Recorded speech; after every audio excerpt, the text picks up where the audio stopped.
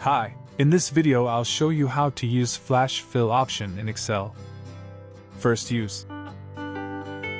Using Flash Fill to combine first and second and last name.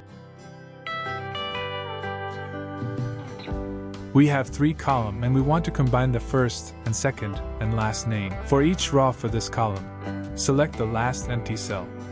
Then combine the 3 names by writing them manually. While you are selecting this cell, select Flash Fill or press Ctrl and E buttons together. That is it. Second use. Using Flash Fill to separate first and second and last name. We have this column and we want to separate the first and second and last name for each row for this column. Separate the 3 names for the first row by writing each name in separated cells.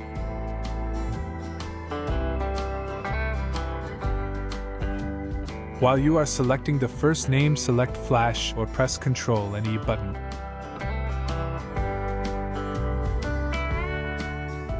Repeat this step for each name.